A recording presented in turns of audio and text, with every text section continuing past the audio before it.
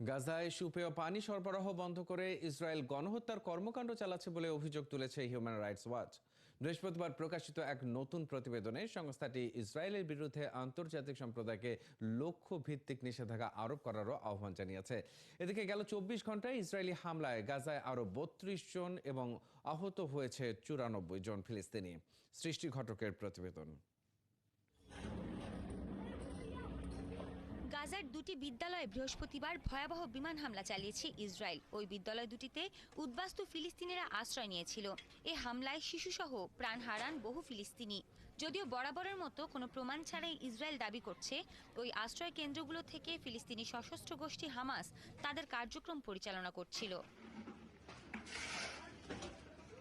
সুপেয় পানির অভাবে গাজায় দুর্দশার চরম পর্যায়ে রয়েছেন ফিলিস্তিনিরা। খান ইউনিসে আশ্রয় নেওয়া শরণার্থীরা জানান, সামান্য পানি পাওয়ার আশায় তারা ঘন্টার পর ঘন্টা লাইনে দাঁড়িয়ে থাকেন।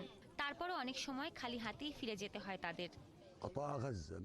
1 লিটার পানি সংগ্রহ করতে 5 থেকে 6 কিলোমিটার পথ হেঁটে যাই, তারপর কয়েক ঘন্টা লাইনে দাঁড়িয়ে থাকি। আমার এত বড় পরিবারে এই 1 লিটার পানি দিয়ে কার গলা ভিজবে? পানি ছাড়া মানুষ কিভাবে বেঁচে থাকে? প্রতিটা তাঁবুতে মানুষজন তৃষ্ণার্ত, ক্ষুধার্ত। সবকিছুর জন্য এখানে এখন শুধুই হাহাকার।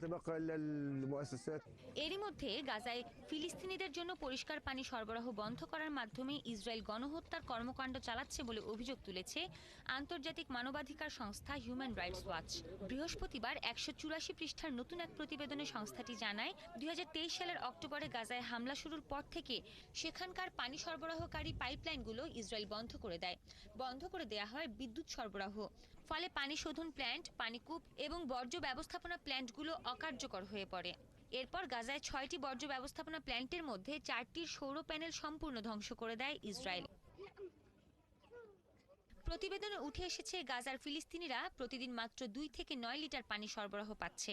পানির অভাবে সেখানে মানুষের শরীরে নানা রোগ ছড়িয়ে পড়ছে এবং মৃত্যুহার বৃদ্ধি পাচ্ছে। এদিকে ডক্টরস উইদাউট বর্ডার প্রকাশিত গাজা ডেথ ট্র্যাপ শিরোনামের এক প্রতিবেদনে বলা হয়েছে, ইসরায়েলি বাহিনী গাজায় যে জাতিগত নিধন চালাচ্ছে তা খুবই স্পষ্ট।